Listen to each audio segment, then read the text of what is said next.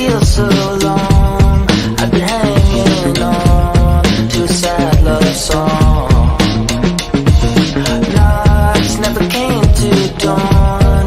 They went on and on when you pulled me out. And before I knew it, I forget all about you. I forget all about you. All right, folks. So what is going on? It is Monday, guys. So how are you doing? Thank you so much for joining us here as always. And we got the crowd already starting in the comments. So, Senor Pasayala Heyoka, what is up, my man? Thank you so much for joining. Glenda, how are you doing? Thank you for stopping by. This is going to be fun. Usama, what is up, brother? Glad that you're here. Mr. Munford in the house. Gee, good to see you. And of course, the Viper Squad is in the house. We are up going on Twitch. So, guys, if this is your first time checking out the show, thank you so much for joining along. And of course, you guys are what we love to do here. This is part of the everyday shows, the community that you guys help us build. So if you're checking us out, we are streaming live across multiple platforms. So you can check us out on our Twitch channel, and you can see the address there, www.twitch.tv/MFSB Live. If you're checking us out on Twitch, do us a favor, follow us along. We are trying to build our viewership there on our Twitch channel. We're trying to make affiliate there. So the more, the merrier. If you want to help us out on Twitch, thank you so much, guys. Appreciate you guys already popping it off over on the Twitch channel. So thank you. And of course, we are streaming live on our YouTube page. You can check us out on YouTube at www.youtube.com /C/Made for Scratch broadcast. Do us a favor if you're checking us out on YouTube. Please consider subscribing to the channel. We're always trying to build our viewership there. Hit the notification bell. It'll let you know whenever we are live, like we are now, whenever we schedule new lives, and whenever we drop new video content on the channel. So if you're checking us out on our YouTube channel, thank you so much. Please comment down below that you're watching on YouTube. And of course, we are streaming live on our Facebook page as well. Excuse me, you can check us out on our Facebook page at MFSB Live on Facebook. Same sort of deal, hit the like button. It'll give the option to follow us on our group page there. Appreciate you guys if you're checking us out on our Facebook. And of course, we're streaming live on our favorite platform for now, LinkedIn. So if you're checking us out on LinkedIn, thank you so much. You can send an invitation to connect with me on LinkedIn. I'm always open to new connections.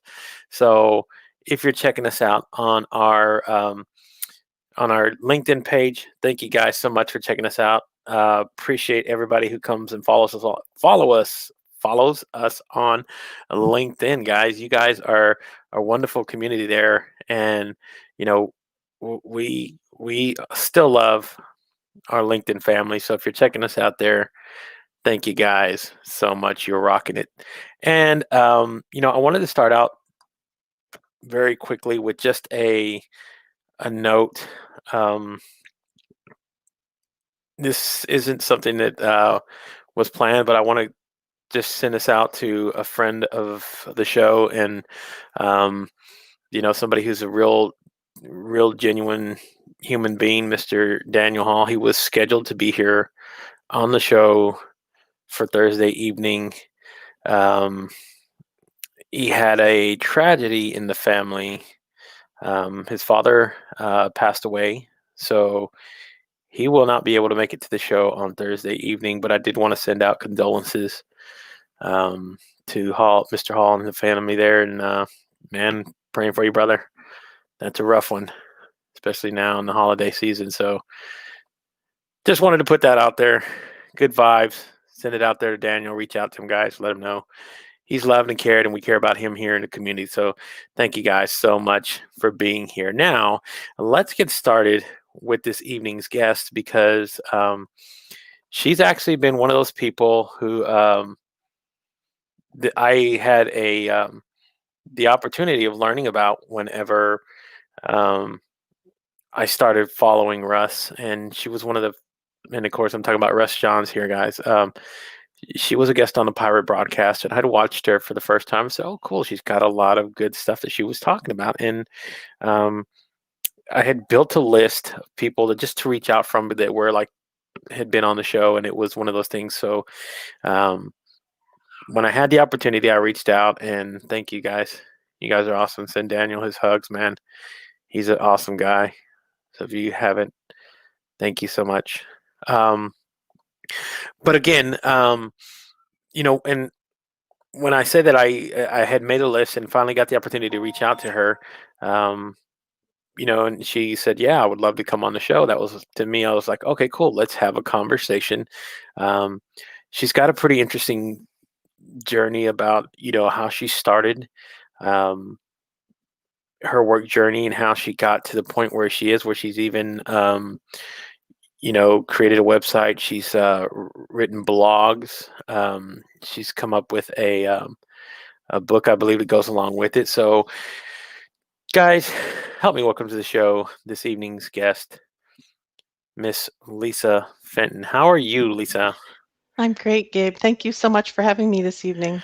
No, thank you for taking the time to come on the show. I always appreciate everybody who takes a evening to come have a conversation with me because, you know, um, I like a lot of the time spotlighting a lot of people. So this is why I said, you know what, it was time to start reaching out and getting a lot of people here who've I've been meaning to reach out to and get on the show for a while. So when um, whenever I decided to reach out and you said, yeah, I would love to come on the show, it was awesome. So here we are, little technical glitch on my part, but um, the community here, they love learning about and meeting new people. So why don't we talk a little bit about you and a little bit about your journey, about why you started your journey into entrepreneurship with your side job, with your side business, which is called Propelled by Possibility. And um, we'll work it a little bit differently. I usually, most people start at the beginning. I like to start to see where you are now, and let's work our way backwards and kind of figure out your journey this way, because it's always a little bit different, because then I learn different side twist and plots that go along in there. So um, what is one of the things that you're actually doing now that is helping a lot of people trying to find their own sort of path and their own journey into either changing a career or wanting to make a change in their life, or going into like the new year, people want to make new resolutions, people want to make new decisions, they want to make career changes and pivots. So let's talk about that a little bit. Yeah, sure. Thank you. So, if we're going to work backwards, I've just recently created a short course for women who are looking for help to get back to work. It's just a 10-week course that if you want to work with me one-on-one, that's what I'm going to be offering in the new year. And that's really recent. Like last week, I just kind of put that together. And that's kind of where I am at now. And I guess if you want me to work backwards, I Well, can start working backwards.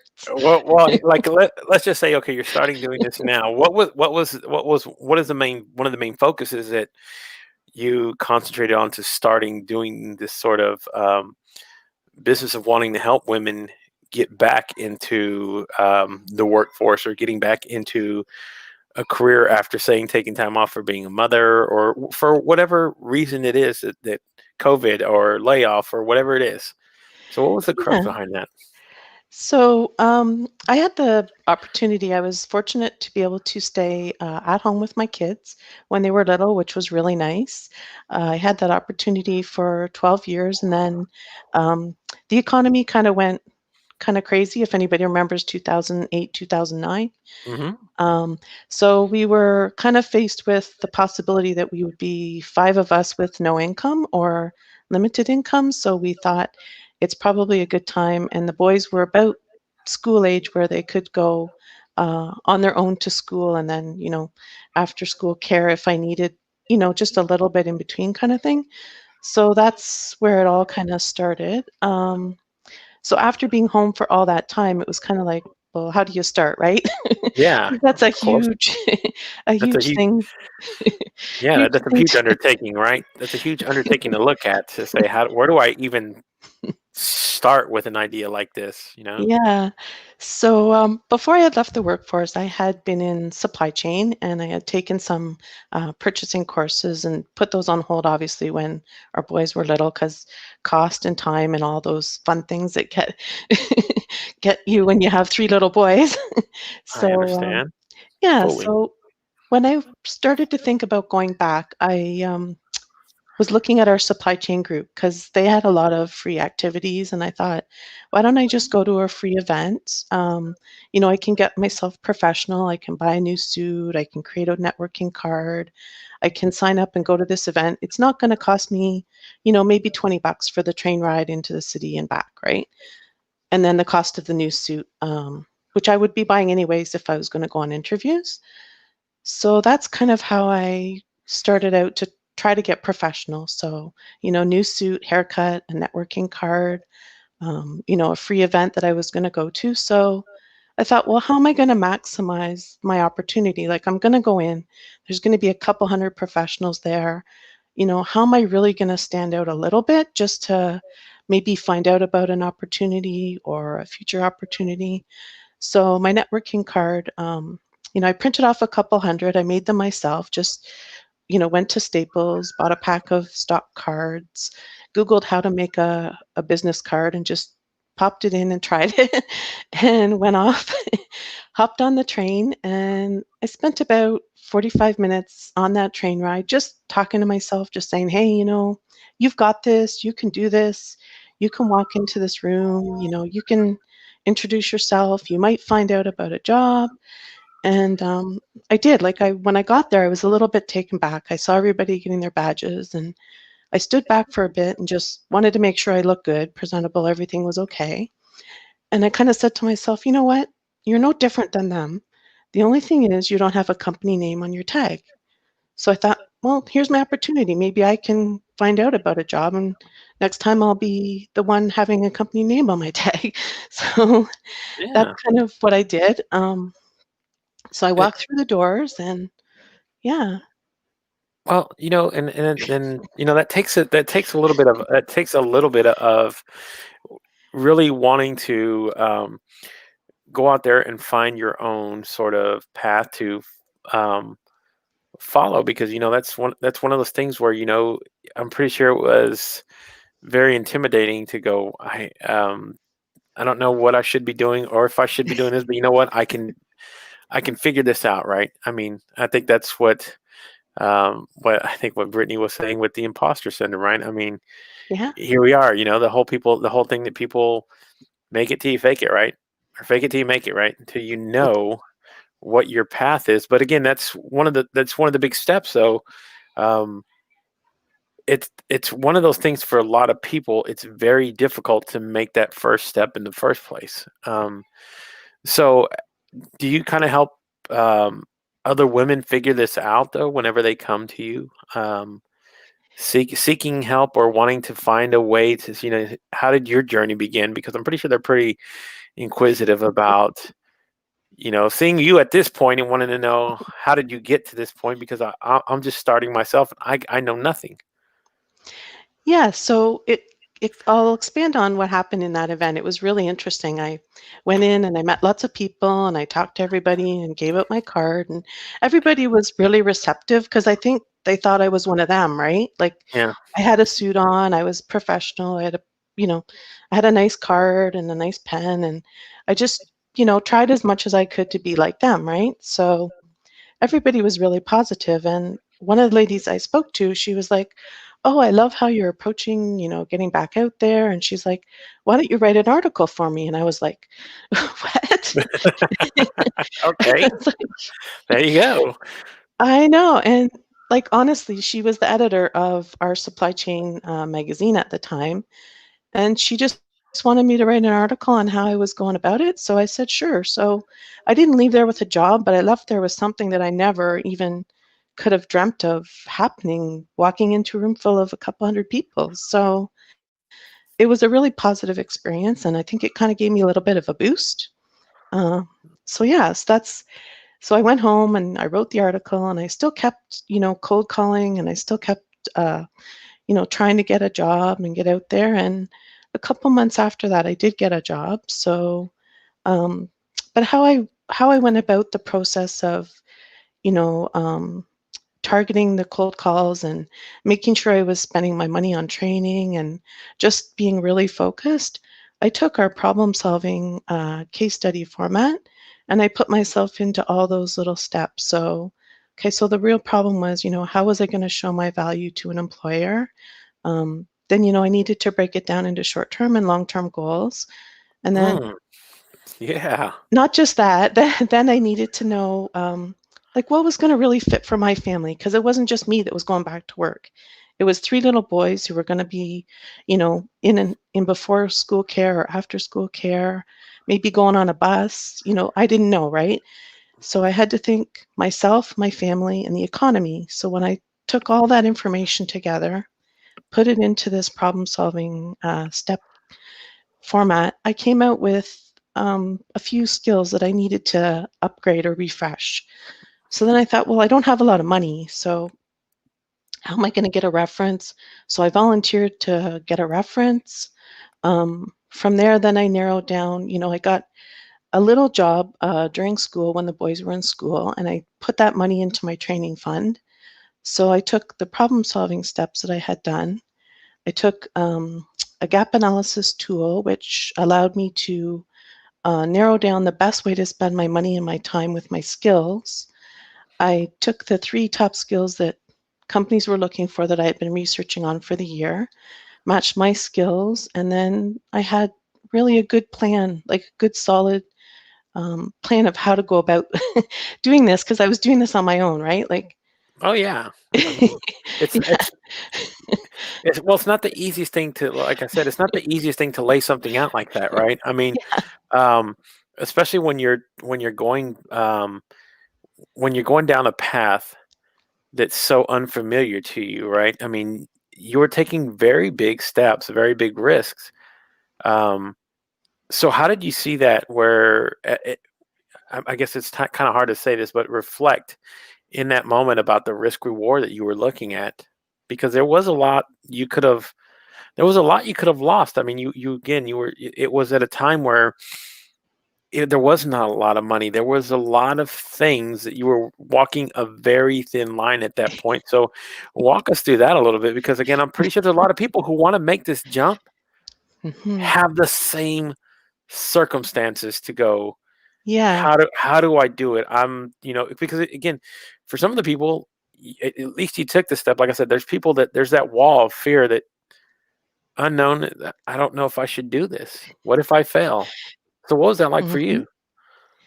Yeah. So, I mean, money obviously was very much a concern. So this part-time job that I had $1,600 basically that I saved up during this lunch hour duty at school while the boys were at their school. So I determined that, of the skills that I needed, I could do some of it on my own. I could self-teach myself some software programs if I got manuals. So I asked for a couple manuals for Mother's Day, and I just took them over the summer and page by page, I just started going through, taught myself PowerPoint, taught myself Visio.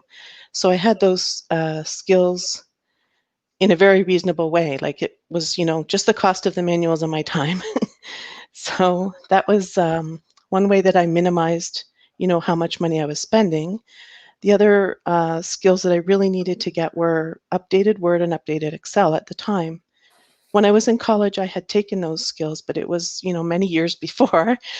So I found an adult learning center that had a 1 day free course for both. So, I got my father-in-law to watch the little guys, and off I went for a day, and I did Word and Excel for free, and just to get my mind back into the groove. It wasn't that I didn't have those skills, but I hadn't used them in years, right? So, Oh yeah. I mean, and it's it, and again, but I tell a lot of people, um, who are at least thinking that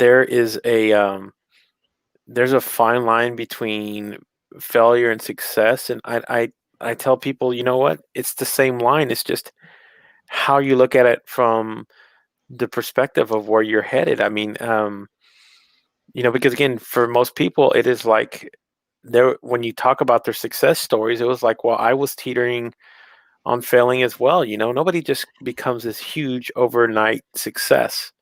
That's just not that rarely Mhm. happens. That's the exception, not the rule of what usually happens with a lot of people. So, um, but again, I love the fact that you not only did this for yourself, but then also you found a way to start helping other people, other women who you kind of know their story as well because you did this yourself. So, um, let me ask you about what are some of the things that you hope um, come from wanting to do this, where you want to help people. What do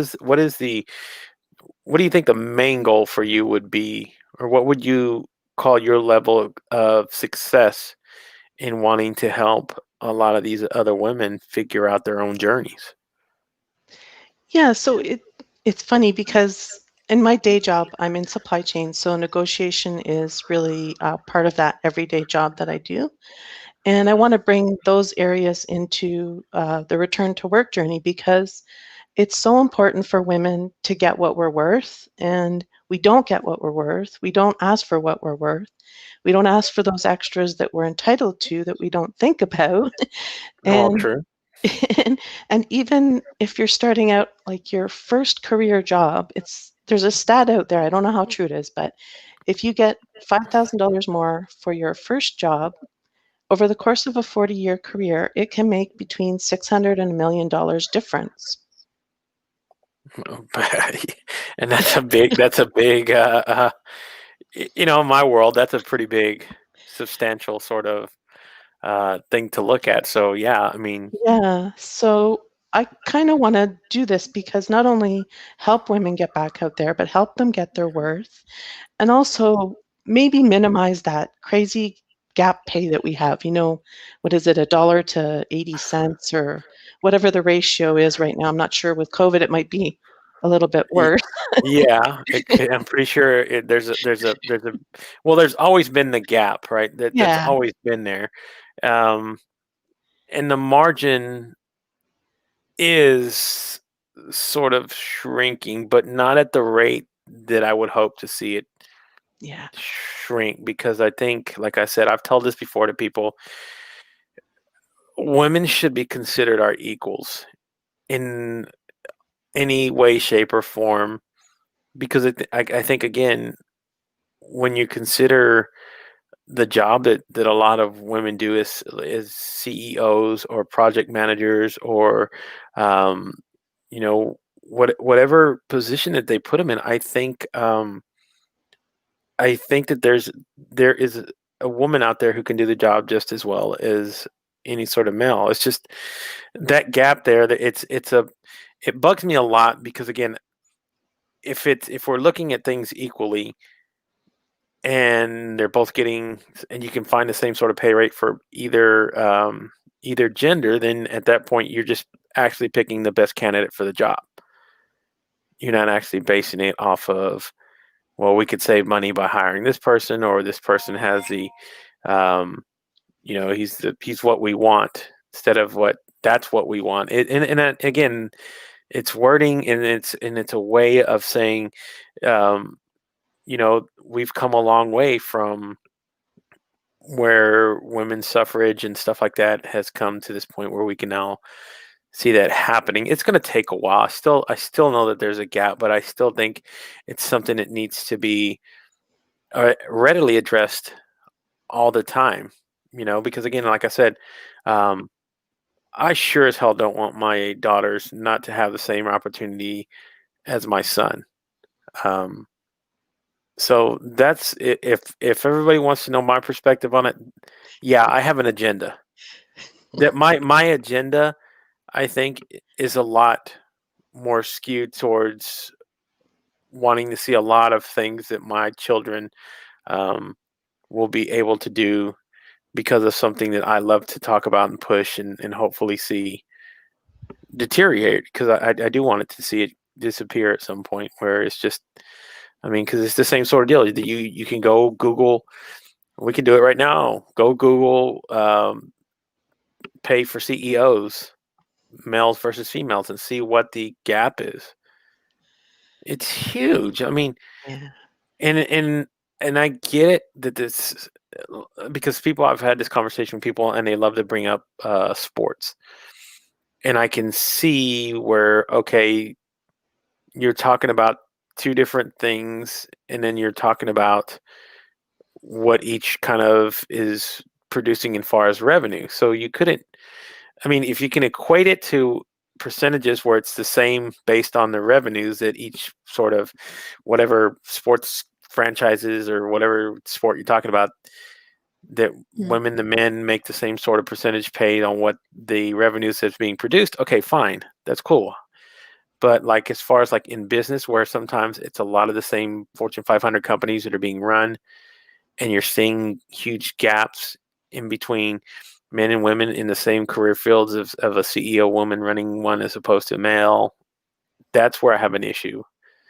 Mhm. And it trickles down into the workforce as well. So yeah, you know, I have problems with it, but at least I know that there's I'm not the only one who sees that all the time, and will at least say something. So I'm glad you at least stressed that. That's a good issue to talk about, because again, like I said, you're even if you're a woman getting back into the workforce, you should at least know these issues, that there's men who are just getting back in the workforce too, and who walk in instantly on a higher pay scale. It sucks. Yeah, so I mean, the big thing is like you got to be presenting yourself like on that level, like whatever level they're looking for, like if you can prove that value, you are more likely to narrow that gap. So the big thing with stay-at-home moms is they don't realize sometimes all the transferable skills that they have and how valuable those skills are.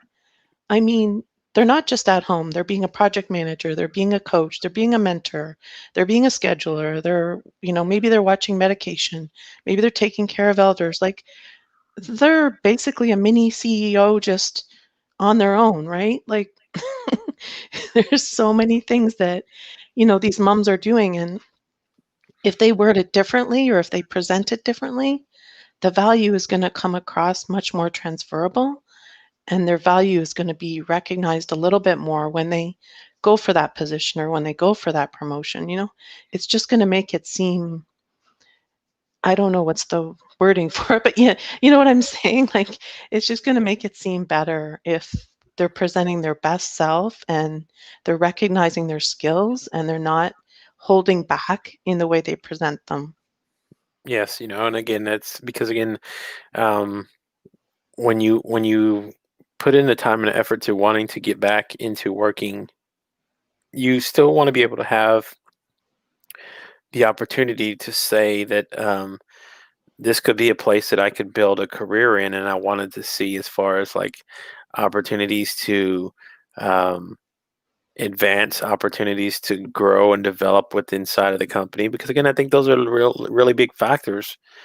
Um, I mean, and that's what we're talking about here is value, because you can earn value, finding a good company that has a good culture that will help you grow and develop inside of it. One of those things where that's what we do. This is the culture that we love to build on. I mean, so, um, I love the fact that you've addressed that, and again, that's a big thing, because, um, for for a lot of women um, who've spent a very long time out of work because they did sacrifice to either raise their kids or do something. Most of the time, a lot of these women did have careers. They did have things. They did have degrees and stuff that they had um, before they became before they stepped in the roles of motherhood. So yeah, I love the fact that you're doing so. Um, so how do you show that they translate? Okay, I'm trying to figure that out. I guess you're talking about the skills. that we were talking about? Oh, okay. So, yeah, so if you're really good at scheduling and you're, scheduling three little kids and your husband's schedule, and maybe that's how you look at that skill set. If you're handling the family budgeting and the financing, then that's also a very business related skill. There's so many transferable skills like projects. Maybe you're doing stuff for volunteer work and you just think, oh, I'm just volunteering. But maybe you're running, a sports club or a kids club or a church club, or you know what? There's just so many skills um, that you can present that will transfer into the business world. Yeah, and that's again, um, and I think I've had where let me see where she's at. So I've had Brittany on, and that's what she kind of does with helping women or helping people build resumes. But I remember throwing a lot of questions on how you would word these things and skills like that that would be transferable that you could put on a resume that would actually apply to, let's just say, the position you're looking for or the career that you're looking to get into. Very creatively, she worded a lot of these things. So yes, I love the fact that you look at that and that's how um, that you approach it. So let me ask you, Lisa, one more question about before we jump into something else, because I wanted to jump in your blog and um, the writing that you do there, and of course the I think the booklet you created as well. We'll talk a little bit into that, but one more question before I hop onto that. So, um, whenever whenever or what if not whenever, but what has been like one of the hardest things that you have found doing this line of work and wanting to help um, another woman want to get back into the workforce? What has been like an obstacle or something that has been very hard that you might have seen either repetitively, um, that you see um, that possibly might be a pattern or something. That's because it's always interesting. There's always a few like that. So that's why I wanted to ask. It kind of interests me a little bit to find out what are some of the struggles, and because I talk about the good as well, but I also wanted to find the struggles of what you do in placing somebody and trying to help somebody get their feet back into the water, so to say. Yeah, so one of the ones that came about recently was one lady that I'm working with. She's just kind of feeling overwhelmed. Like she knows that, she has to do all this stuff to get back out there, but it's really hard. Like it's a struggle for her to think like I'm at home, I know where I want to go. I've done all these things. She just said to me, she goes, I'm just too overwhelmed. So I said, let's just back up. Let's just start with something simple like example, she didn't know how to do even how to schedule a Zoom call, like how to send out an invite and that. So, I worked through that with her and I said, we can just start simple. Let's just practice. You send me an invite. You can just do it that way. So, even just starting, like just to start, and then you gain that momentum and you feel, more comfortable. You take the next step and the next step. And for some people, it just seems like way too much. For some, they understand, we can break it down into small bits and we'll get there. But for some people, they just have a view of, oh my gosh, it's just too much. You know what I mean? Like, yeah, it's Yeah, hard. I understand. Yeah. So I Well, think and that, that's all. I was just trying to really find out because, like I said, um, there are a few. There's always fences whenever you're putting um, those things together. So let's talk a little bit about the blog because, again, um, you have created a blog, and that was one of the things that you kind of learned um, when excuse me, whenever you started writing an article, right? Is you started doing creating a blog to kind of go along with it, and then you created other tools to help, um, some of these other women. So I guess you could have a foundation that kind of teach them what you've kind of learned in your experiences in creating this sort of path to entrepreneurship. So, walk us a little bit about what you do with your blog, and then, of course, what are you doing? What was the kind of the process of writing the booklet that you put together? Sure. So the blog actually I write for another company. Like it's a organization that does help women and men get back to work. It's in the States, and so every once in a while I write blogs for them. I've written about 4 or 5 now, and I also write for a supply chain magazine as well. So in those blogs and articles, I do, strategies, mindfulness, like um, how to plot your journey out, like how did I create my plan. I do all those kinds of educational information type strategies for others. But I want to do like a put a side note in there for anybody who's on LinkedIn. It's really interesting. Like everybody says, oh, some people say LinkedIn doesn't work and some people say they love it, and so there's kind of opposing views on you know um, what's out there in LinkedIn. But the thing is, this opportunity came about just by putting myself out there and saying hello to this lady. So the funny thing is, after I said hello, she invited me to write for her. I wrote a blog, then she invited me to come on her podcast. I was, explain my journey on her podcast. I wrote some more blogs for her. And then I ended up actually getting the opportunity to go to Northwestern University and speak at their annual conference. So, and now I'm still writing blogs for them. And this is, 2 years plus. So I really encourage people to, connect and reach out to people and just have fun with it and see where it goes. Because honestly, I never thought that any of this would materialize by a simple hello. And it's just amazing how nice people are and how receptive they are to collaborating and helping and working together. So I just wanted to let people know there's so many opportunities when you're on LinkedIn if you just take the chance and just say hi. Like, Well, and like I said, like I excuse me. What I like about that though is, you have the opportunity to use this platform that we're both on to kind of do these sort of things where, unlike for a lot of people, maybe, and again, like you said, maybe for a lot of people, it hasn't worked for them. It's not always going to work for everybody. I mean, there's certain things that have people swear by, and somebody tries. I kind of equate it to like diets, right? People say this diet worked for me, right? It was perfect. You got to try it, and it doesn't work for them, right? And then it's like this diet sucks. I don't think it's so much that as fact that it's how you used it, right? And how did you leverage it to kind of help you do? Because again, I do see a lot of people who do use this platform to make these sort of connections, who find the avenues to get to the path that they're looking to get down. So if it's whether I want to work for this particular company, there's ways to kind of go about finding the infrastructure that works inside of the company, connecting with the right people, right? I mean, isn't that what this whole networking thing that we're talking about is all about?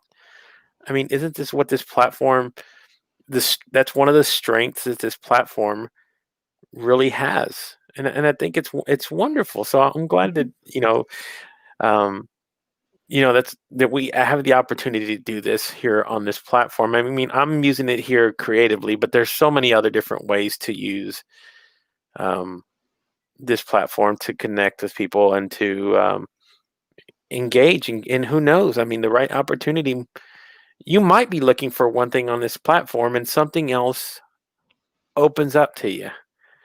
I mean, yeah. I mean, who would have thought that just saying hello would see me ending up in Chicago for a few days mhm, and having the opportunity to speak in front of a couple hundred women. I exactly. mean, So it does, it does help that it's, of course, yeah, there you go. I like that melody. It helps you build a brand too. I mean, and that's one thing that for a lot of people they found an avenue to help build them a career by doing this. Mm. You know, so and like I said, yeah, I love the fact that this platform provides um, for so many different ways for people to um, be just more than a hub to place your resume um, or a place to just network with only one specific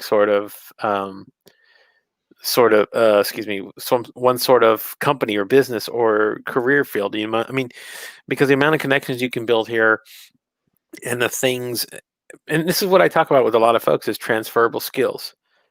I mean, just because you're skilled in one sort of career field does not mean that that's the only thing that you can use those skills for. I mean, you could transform the moving into a whole different career field as far as like, this is not what I want to do anymore. Mm. I want to get out of corporate law, who knows, for whatever reason.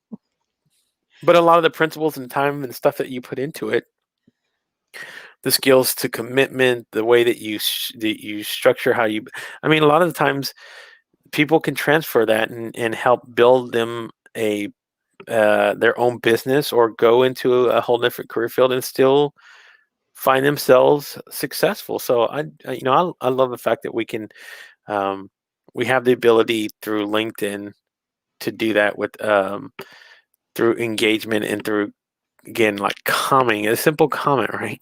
That was one of the things that opened the Yeah. door for you. Um, Yeah, I mean, I didn't honestly know this lady. I just simply reached out. I said, "Hello, I'd like to hop on a call with you."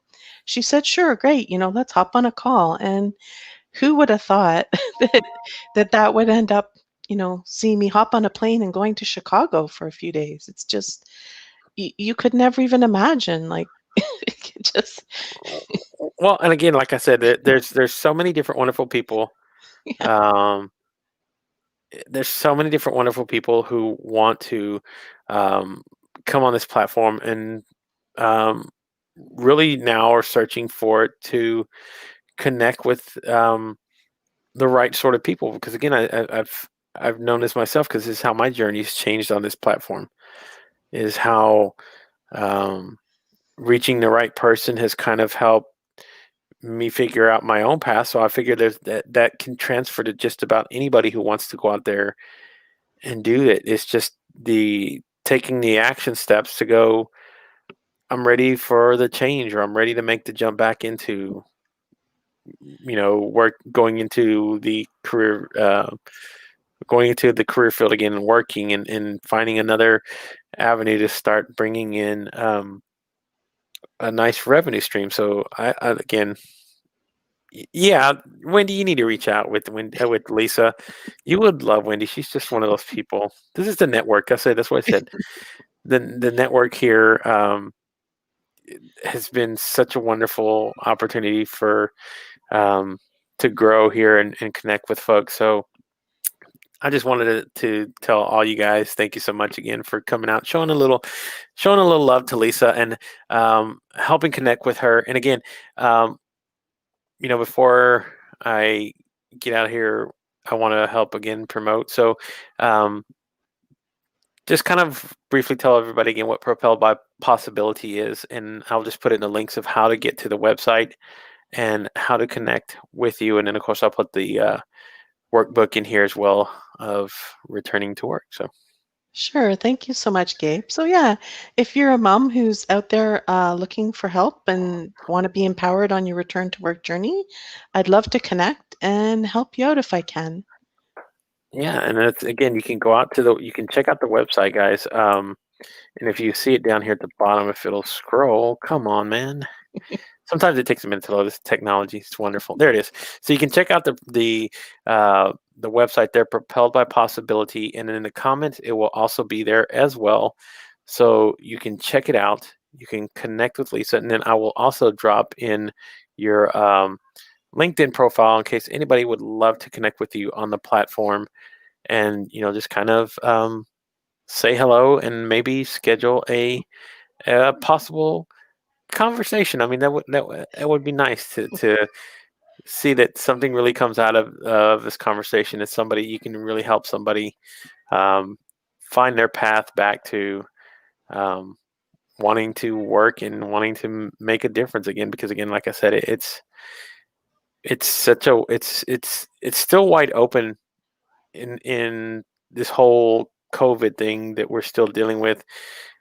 I get the fact that for a lot of people it's still tough, because for a lot of people they've still been unemployed, and I think that once things start opening up a little bit more and more, because again did open up for a while, and then the whole spikes came back and the whole thing about it, and now it's getting to this point where we don't know what we need to do. People need to either stay home or open up again. Who knows? But there's one thing that you can at least do is start taking a step in the direction and just see where it could possibly take you. I mean, that's the whole thing about wanting to put action into place. So um, I put it down in the comments, guys. You can go check out the website there. And again, if you can check out, reach out to Lisa as well. And I dropped in the comments her um, LinkedIn profile. So you click on it, it can take you there. It'll take you directly again to her um, website there. And then, just schedule a conversation. Like I said, man, that's always wonderful to see people connect, right? So thank you, Lisa. Oh, before we get out of here though, gotta ask the question. So anybody who's watched the show, we ask this question of every guest that's come on here. So here we go. Um, so when the book is said and done on Lisa Fenton, what kind of legacy do you want to leave behind, and what do you want to be remembered for? I know I that's a won't. deep question. It is a deep question. I forgot about this. um, Yes. I hope that they refer to me as one who always found a way. I always say there's always a way. Whether it's self-learning or whatever that way is to go about what you need to accomplish. So there's always a way, and you're just like them. You really are. So if people remember me by those two things and that helps somebody out along their journey, that'd be great. Yeah, and and like I said, that's there's no, again, yeah, the question. Maybe that's what I need to start tagging it, because I am going to start putting together um, for people who want. And there it is. If you in the comments, that's Lisa's LinkedIn profile. If you click on it again, it'll take you directly to her LinkedIn page. Send it a thoughtful connection request to her. Let her know that you watched her on the show and that you want to connect with her, and maybe she'll be able to possibly help you guys out. And I love the answer. Like I said, there's no right or wrong answer. It's just all about perspective. Um, and that's what I really look for most of the times when I ask somebody what it means to them. Because again, like I said, um, it's all about where you are in your journey, on your path, where you are at what point. That answer will kind of reflect where you were when it was asked. Because again, I've asked a 16, a 21-year-old, so their perspective is going to be different, I'm pretty sure, in 20 years than what it was when I asked them at that point. Because again, there's going to be a lot of things that have probably changed in their lives. So that's all it is. It's just wanting to see how most people can gauge it and come up with their own sort of answer. So thank you so much, Lisa, for answering the question, and of course for coming on the show. And guys, I just want to, again, one more time, I did mention at the beginning of the show, dear friend of the show, Daniel Hall, please reach out to him. He's going through a sort of a family tragedy. His father passed away. He was scheduled to be on the show this week on Thursday. He had to cancel, but I'm just sending him well wishes, and his family as well. Very wonderful guy. Appreciate the heck out of him. He's always here. So you're awesome, Lisa. Yes, Enrique, she is awesome. Again, if you're not connected with her, send a connection out. There you go. Legacy living. That's right, Melody. So again, thank you, Lisa. Thanks so much, Gabe. It was a great time. And sit tight. Everybody else, you know the drill, guys. We will be back here again tomorrow evening, 7:30 Central Standard Time. And guys, again, you are the lifeblood of what we do here. I appreciate everybody who comes and comments and is part of the conversation, guys. You make this work what we do every night, and um, I don't know anything else but to say all the gratitude in the world to you guys. You guys make this so much fun every single day. So again, thank you guys. Thank you, Lisa. Guys, you Thank you. know, before we get out of here, stay safe, stay blessed. We'll get through this together. Good night, everybody.